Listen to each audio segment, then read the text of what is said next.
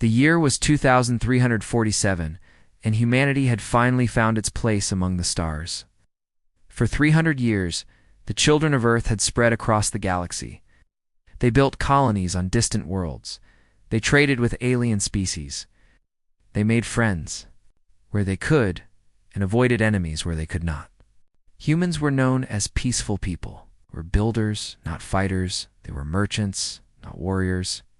The older civilizations of the galaxy looked at humanity and saw young species that was eager to learn and slow to anger. The Galactic Concord was an alliance of 17 spacefaring civilizations.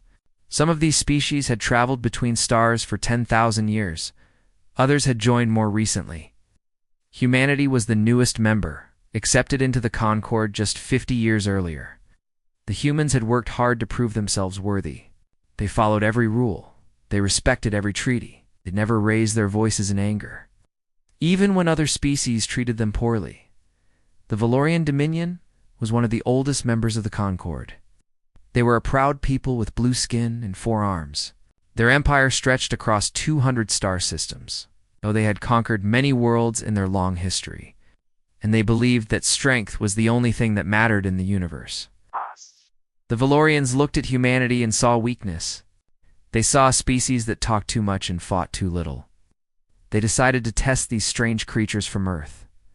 New Helsinki was a human. It was a colony on a beautiful green world at the edge of human space.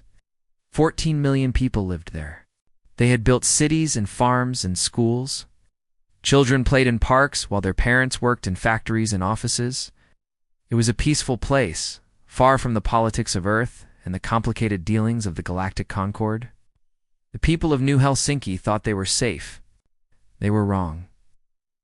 On a quiet Tuesday morning, a Valorian battle fleet appeared in orbit above New Helsinki.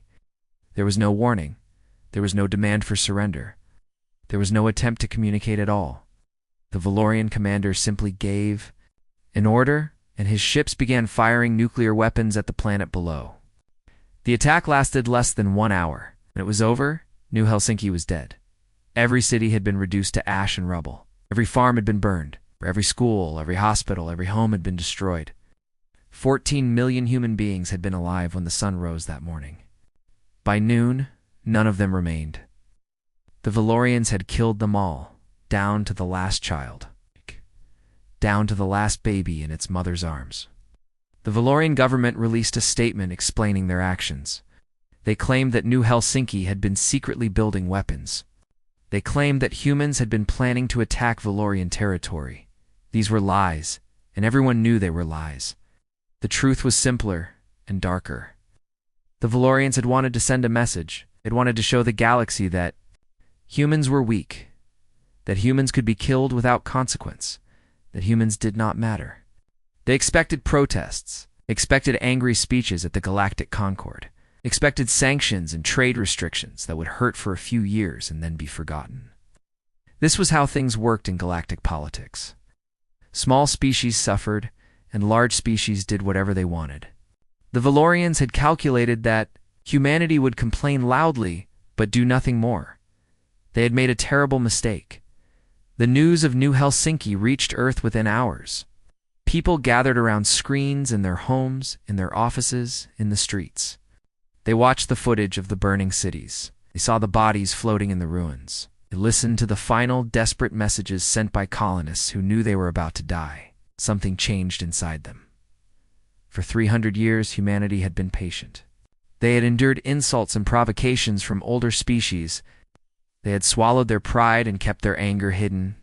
They had told themselves that peace was more important than pride, that survival was more important than revenge. But New Helsinki changed everything. 14 million dead was not an insult to be endured. It was a wound that could never heal. Earth's unified parliament met in emergency session that same night. The Great Hall was full of representatives from every nation on Earth and every human colony in the galaxy. These were people who normally argued about everything. They disagreed about taxes, about immigration, about environmental policy. They spent years debating small issues while larger problems went unsolved. On this night, there was no argument. On this night, there was only one voice. The Defense Mobilization Act was proposed at midnight. By sunrise, it had passed with every single vote in favor. Not one representative voted against it. Not one abstained. For the first time in human history, all of humanity was united in a single purpose. The shipyards that had been quiet for generations began to wake. On Earth and Luna and Mars, factories that had been making consumer goods switched to making weapons. Engineers who had spent their careers designing peaceful technology now turned their minds to war. Scientists who had studied the stars now studied how to destroy enemy fleets. Across human space, billions of people who had never known. True conflict began to prepare for battle. The older civilizations of the galaxy watched this transformation with curiosity at first. Then with growing concern, they had seen humanity as a gentle species, perhaps too gentle to survive in a harsh universe. Now they were seeing something different. They were seeing a species that had been pushed too far, that had finally run out of patience, that was reaching back into its violent history and remembering how to fight. Deep in the classified archives of Earth's military, there were plans that had never been used. There were weapon designs that had been created and then locked away because they were too dangerous. There were ship blueprints that the Galactic Concord had quietly asked humanity never to build. For 300 years, these secrets had gathered dust. Waiting for a day that humanity hoped would never come, that day had come. Recruitment centers across human space were overwhelmed with volunteers.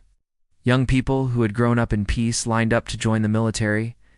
Old veterans who had served in minor conflicts decades ago came out of retirement. Scientists and engineers left their comfortable jobs to work on military projects. Everyone wanted to do something. Everyone wanted to help. The anger that burned in human hearts was not wild or chaotic. It was cold and focused and patient. It was the anger of a species that had been wounded deeply and would not rest until justice was done. The Valorians had wanted to send a message to the galaxy. They had succeeded, but the message was not the one they intended. They had shown the galaxy that humanity could be hurt, but they had also awakened something that had been sleeping for a very long time. They had reminded humanity of a truth that their peaceful years had almost made them forget. Humans had not conquered their home world by being gentle. They had not survived ice ages and plagues and wars by being weak. They had not built civilizations and crossed oceans and reached the stars by giving up when things were hard. Humanity was a species forged in struggle, tempered by suffering, hardened by countless generations of conflict. And now, for the first time in 300 years, they were angry. Admiral Helena Vasquez stood on the bridge of her ship and looked out at the stars. She was 63 years old, with gray hair and tired eyes. She had served in the human fleet for 40 years, but she had never fought a real war. Her career had been spent running humanitarian missions, escorting cargo ships, and patrolling quiet borders. She had never fired a weapon at an enemy. She had never watched her friends die in battle. She had hoped she never would. Now she was the commander of the largest military force humanity had ever assembled. The ship beneath her feet was called the Prometheus. It was a dreadnought, a type of warship that humanity had designed but never built. The plans had existed in classified files for over a century, waiting for a war that everyone prayed would never happen. Now the Prometheus was real. It was 3 kilometers long and carried enough firepower to destroy a small moon. Its hull was covered with railguns and plasma batteries and missile launchers. Deep inside its armored body, a fusion reactor burned with the power of a small sun. 6 months had passed since the destruction of New Helsinki.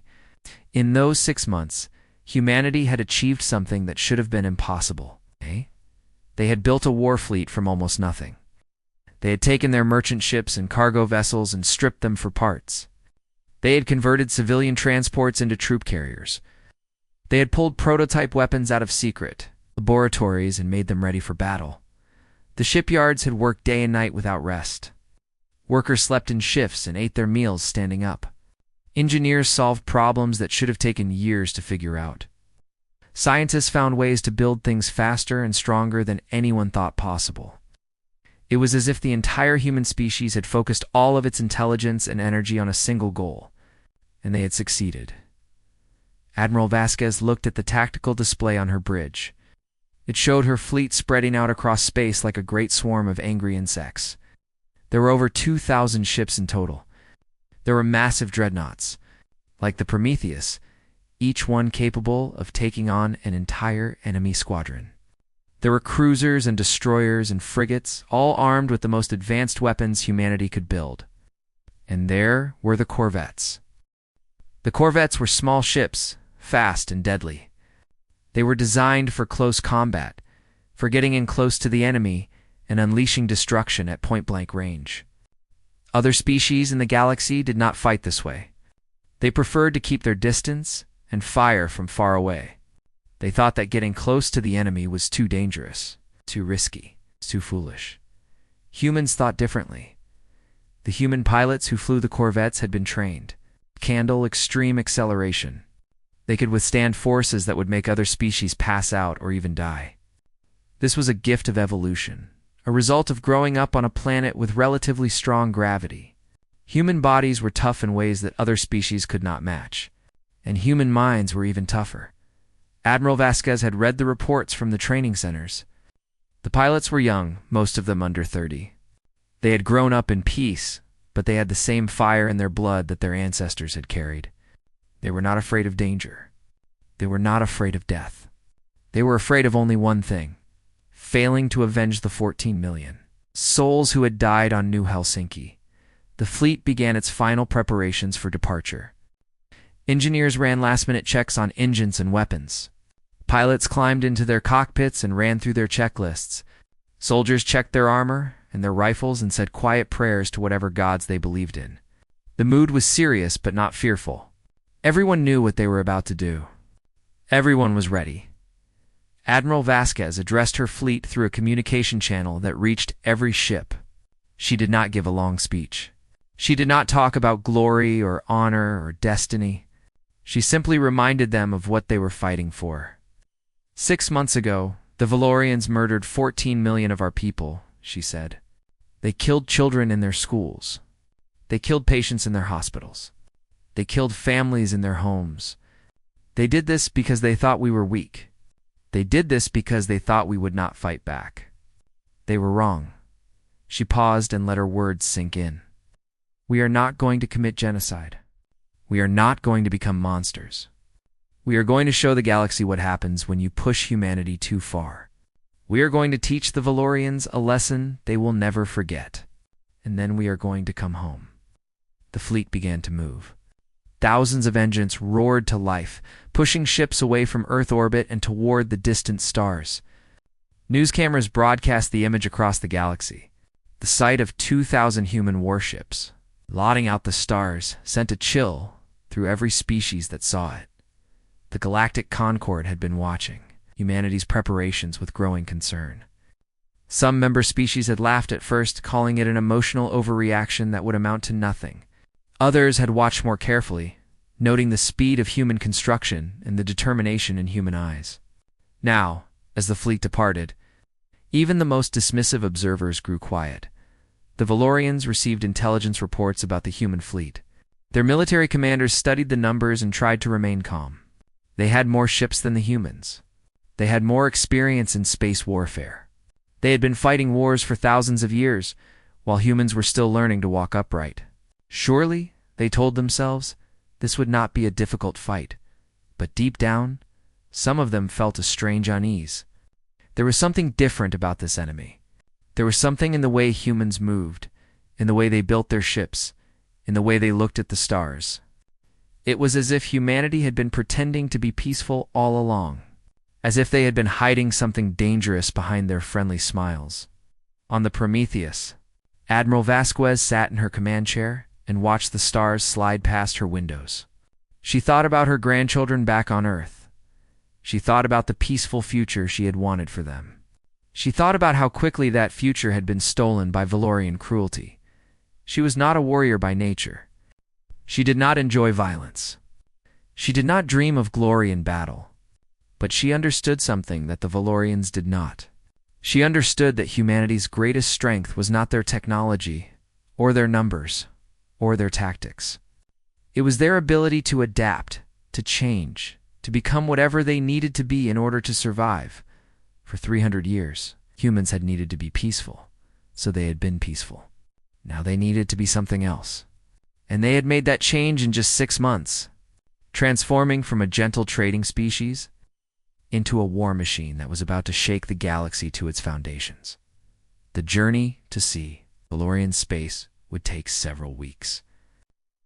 Admiral Vasquez used that time to drill her crews, to refine her tactics, to prepare for every possible situation. She studied Valorian battle strategies. She learned their weaknesses and their strengths. She planned her attacks with the careful precision of a surgeon preparing for a difficult operation. Her officers respected her, but they also wondered about her. She was so calm, so controlled, so professional. She never showed anger, even when discussing the massacre of New Helsinki. She never raised her voice, even when giving orders that would send people to their deaths. Some thought she was cold and unfeeling. Others understood the truth. Admiral Helena Vasquez was not calm because she felt nothing. She was calm because she felt everything, and she had learned to channel her rage into something useful. Behind her tired eyes burned a fire that would not be extinguished. Until justice was done, the human fleet moved through the darkness of space like a great predator hunting its prey. The galaxy watched and waited. The Valorians prepared their defenses, and somewhere in the endless void, the spirits of 14 million dead colonists seemed to whisper a single word: vengeance.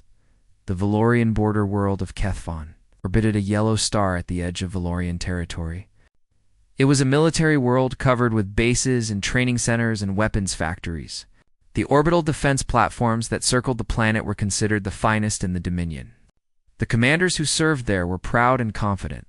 They had been told that humans were coming, and they were ready to teach these young creatures a painful lesson about war. Admiral Vasquez brought her fleet out of faster-than-light travel at the edge of the Kethvon system. Her ships immediately began to spread out, taking formation according to plans that had been practiced thousands of times. The dreadnoughts moved to the center.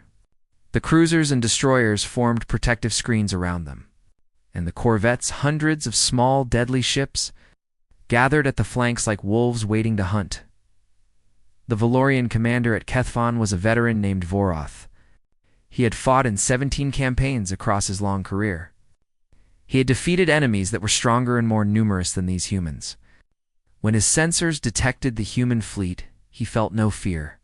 He felt only contempt. He opened a communication channel to the human flagship. His face appeared on Admiral Vasquez's screen, blue-skinned and forearmed. With the confident smile of someone who expected to win easily, "Human Commander," he said, "you have made a terrible mistake coming here. Turn your ships around and leave our space. If you do this now, we may allow some of you to survive." Admiral Vasquez looked at him for a long moment. Her face showed no emotion. Her voice was as calm as a still pond. "Should not have touched our people," she said. Then she cut the connection and gave the order to attack. The Battle of Kethvon would be studied by military academies across the galaxy for centuries to come. It was not just a victory for humanity. It was a demonstration of a completely new way of fighting. The Valorians expected the humans to approach slowly and carefully, firing from a safe distance as civilized species did. Instead, the human corvettes surged forward at incredible speed, their engines burning at full power, their pilots enduring acceleration that would have killed most other species. The Valorian gunners tried to track them, but the small ships moved too fast, dodging and weaving through the defensive fire. While the corvettes drew the attention of the orbital platforms, the larger human ships moved into position. Admiral Vasquez had studied Valorian tactics carefully. She knew that they relied heavily on their long-range weapons, that they were not prepared for enemies who got close. She used this knowledge against them. The first Valorian defense platform exploded in a ball of fire as human railguns tore through its armor. The electromagnetic weapons accelerated metal projectiles to incredible speeds, punching through shields that had been designed to stop energy weapons. The Valorians had never faced this type of attack before. Their defenses were built for the wrong kind of war. Commander Voroth watched his tactical display with growing horror. His platforms were being destroyed one by one.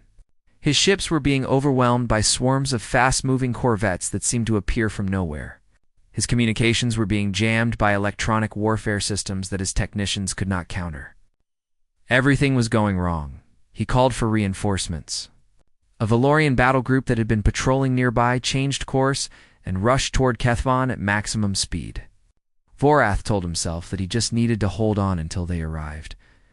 Once the reinforcements came, they would crush these upstart humans together. The reinforcements arrived 4 hours later. They dropped out of faster-than-light travel, expecting to find a battle in progress. Instead, they found a graveyard. Every Valorian defense platform had been destroyed. Every military ship in the system had been disabled or eliminated. The human fleet waited for them in perfect formation, weapons ready, shields at full power. And scattered throughout the debris field were emergency beacons from Valorian escape. Pods, the survivors of Commander Vorath's forces, waiting to be rescued. Admiral Vasquez opened a channel to the Valorian reinforcement commander. Her face appeared on his screen, calm and patient. "Your comrades are floating in escape pods throughout this system," she said. "You may collect them and leave, or you may fight and die. The choice is yours." The Valorian commander looked at his tactical display. He looked at the human fleet. He thought about his crew, about their families waiting for them back home. He made the only rational choice. "We will collect our survivors," he said. "Then we will leave." "A wise decision," Admiral Vasquez replied. The human fleet held its fire while the Valorians rescued their people from the escape pods. When every survivor had been collected, the Valorian ships turned and retreated into faster-than-light travel. They carried with them stories of what they had seen, stories that would spread fear throughout the Dominion. But the battle was not over. Kethvon was still a Valorian world, with millions of civilians living on its surface. Admiral Vasquez had destroyed the military forces, but she had not touched the planet itself. Some of her officers expected her to begin orbital bombardment. The Valorians had shown no mercy to New Helsinki. Why should humans show mercy to Valorian civilians? An eye for an eye, a planet for a planet, would be justice. Admiral Vasquez refused. "We are not here to murder children," she said. "We are here to punish those who are guilty. They are not our enemies." Instead of bombs, she sent ground forces. Human soldiers landed on Kethvon and moved through its cities with careful precision. They secured military installations and government buildings. They captured high-ranking officers and officials who had been involved in planning the New Helsinki attack. But they did not harm civilians, in fact. They helped them. Human medics treated wounded Valorians in hospitals that had been damaged in the battle. Human engineers worked to restore power and water to areas that had lost them. Human soldiers shared their own food rations with Valorian families who had been left hungry by the chaos. They were conquerors who behaved like rescuers. The Valorian civilians did not know what to make of this. They had been told that humans were weak and foolish. They had been told that humans would either flee or be crushed easily. Now they saw human soldiers walking through their streets, victorious but not cruel, powerful but not brutal. They saw enemies who treated them with more kindness than their own government often did. Admiral de Duzes addressed the population of Kethvon through the planet's communication network. Her face appeared on screens in homes and public squares across the world. "We did not come here to destroy you," she said. "We came here to send a message to your leaders. You are not our enemies. Your soldiers who died in battle were not our enemies. Our enemy is anyone who orders the murder of innocent people and thinks they can escape punishment." She paused and looked directly into the camera. "Tell your government what you have seen today. Tell them that humans can be gentle, but we can also be terrible. Tell them that we show mercy to those who deserve it, but we show none to those who do not. And tell them that this is only the beginning." News of the Battle of Kethvon spread across the galaxy like wildfire. Other species watched the footage of human ships destroying Valorian defenses with ease. They watched human soldiers treating enemy civilians with respect. They watched Admiral Vasquez speaking with calm authority about justice and mercy. The message was clear. Humanity was not here for genocide. They were not here for conquest. They were here to prove a point, to establish a truth that would echo through history. You can push humanity down, can insult them and mock them and take advantage of their peaceful nature. But if you cross a certain line, if you murder their children and burn their cities, they will rise up and remind you why their ancestors conquered the most dangerous planet in the galaxy. And they will not stop until justice is done. The Great Hall of the Galactic Concord was the largest meeting place in the known universe. It was a massive dome floating in space, big enough to hold representatives from 17 different species. Today, every seat was filled. Today, everyone wanted to witness what would happen next. Ambassador James Okonkwo walked to the speaker's platform with slow, steady steps. He was a tall man with dark skin and gray hair, dressed in the simple blue uniform of Earth's diplomatic service. He had served as humanity's voice in the Concord for 15 years. He had given speeches about trade agreements and border disputes and cultural exchanges. He had never given a speech like the one he was about to give. The representatives from other species watched him with a mixture of emotions. Some felt sympathy for humanity's suffering. Some felt fear at what humanity had become. Some felt satisfaction that the arrogant Valorians were finally being taught a lesson. And some felt nothing at all, simply curious to see what would happen. The Valorian ambassador sat in his section with his aides around him. His blue face was tight with anger and embarrassment. His species had been humiliated at Kethvon, and now they had to sit and listen to a human lecture them in front of the entire galaxy. Ambassador Okonkwo reached the platform and looked out at the assembled representatives. He did not speak immediately. Instead, he pressed a button, and the dome's massive display screens came to life. The images showed New Helsinki before the attack. Beautiful cities with tall buildings and green parks, children playing in schoolyards, families walking along tree-lined streets, farmers working in fields under a blue sky, 14 million people living their lives unaware that death was approaching. Then the images changed. Fire and smoke. Mushroom clouds rising over burning cities. Ruins where buildings had once stood. Bodies lying in the streets. Too many to count. The final messages sent by colonists who knew they were about to die, screaming for help that would never come. The hall was silent. Even species who had seen terrible things in their long histories were moved by the images. Even the Valorian ambassador looked away, unable to watch. Ambassador Okonkwo let the silence stretch. Then he began to speak. 100 years ago, humanity joined the Galactic Concord, he said.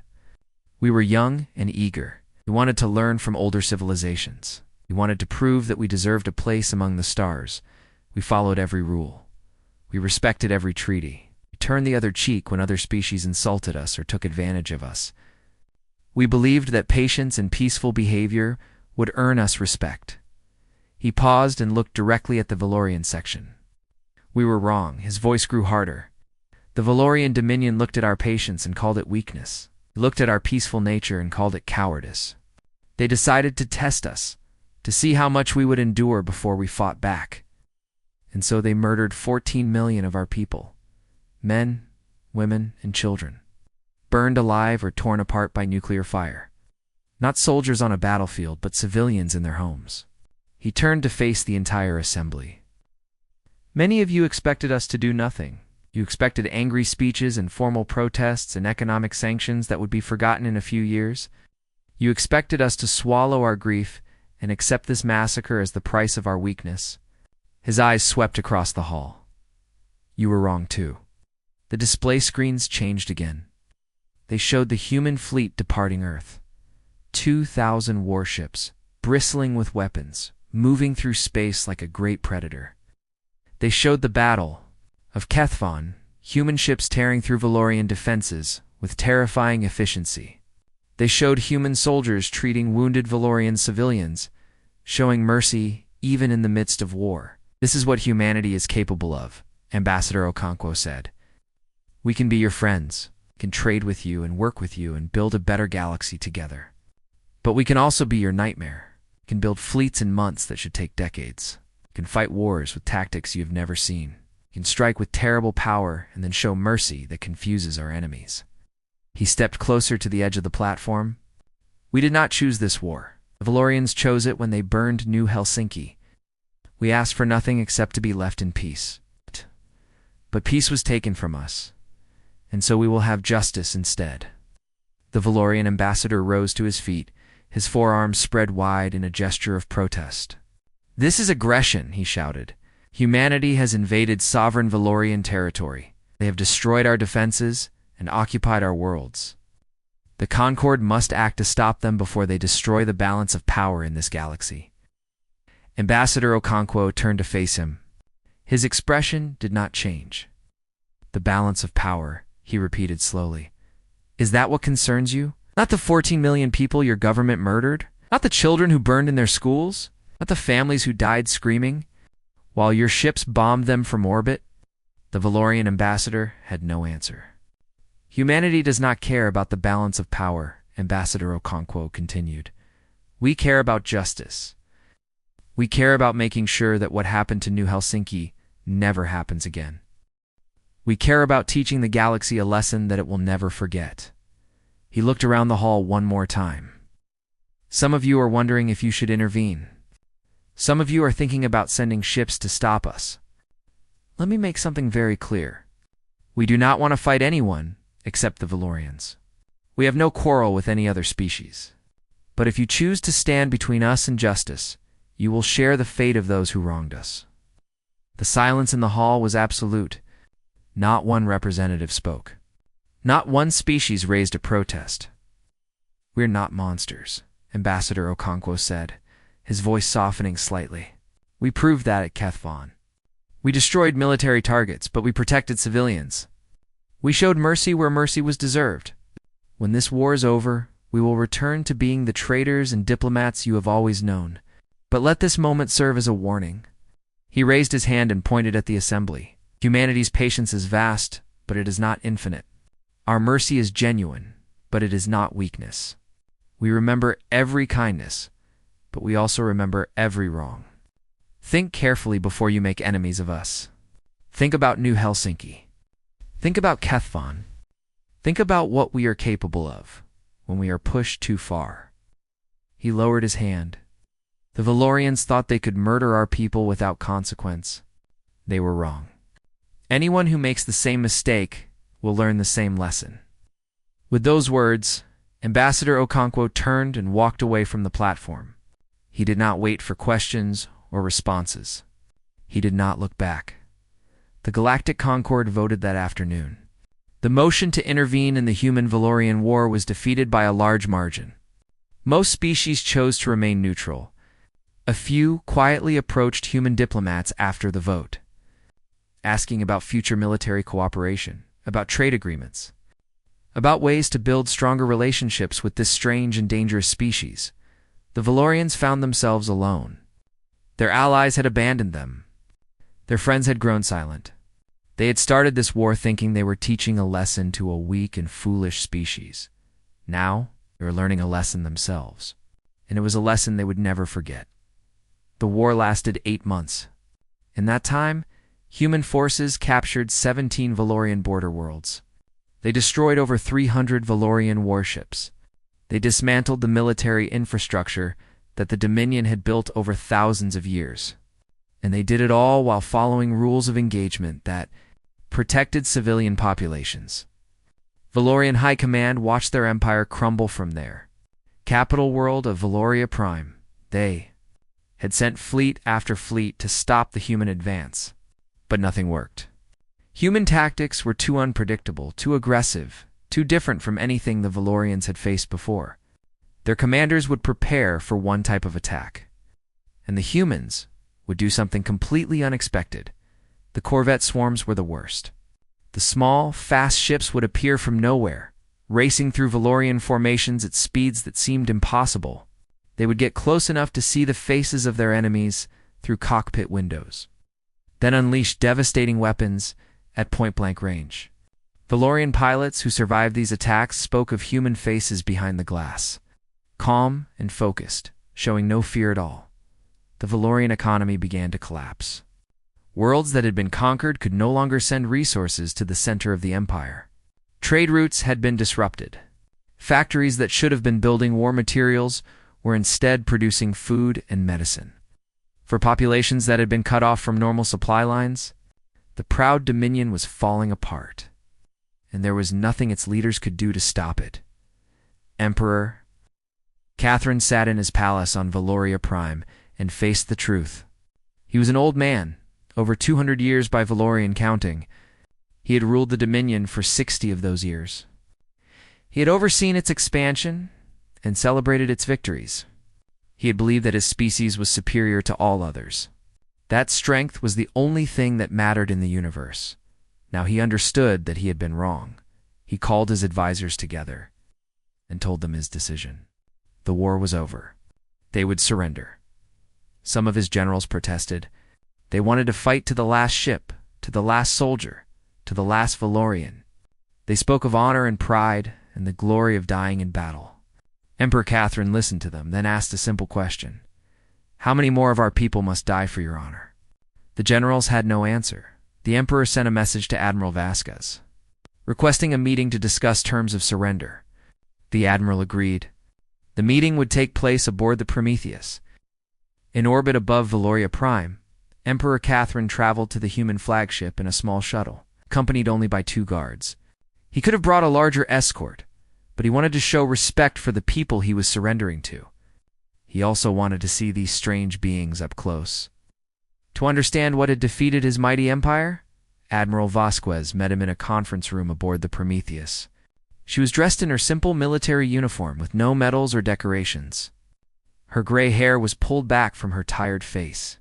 She looked like someone who had not slept well in months. The emperor had expected a grand ceremony, with demands and ultimatums and the ritual humiliation of the defeated. Instead, Admiral Vasquez simply handed him a single piece of paper.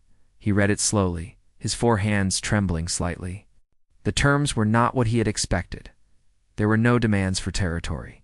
Humanity did not want Valorian worlds. There were no demands for payment. Humanity did not want Valorian money. There was only one requirement.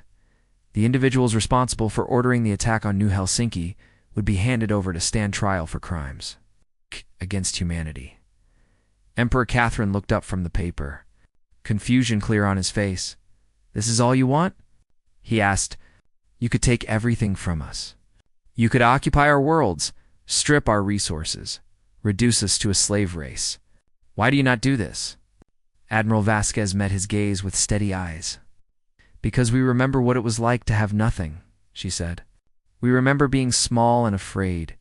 We remember struggling to survive on a dangerous world where everything wanted to kill us.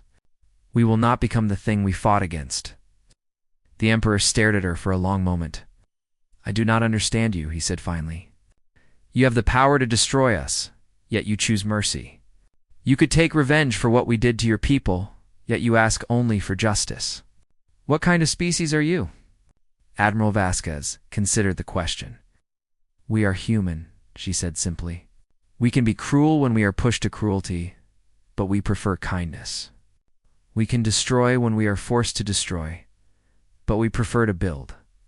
We have learned through our long history that hatred and revenge only create more hatred and revenge. The cycle must end somewhere."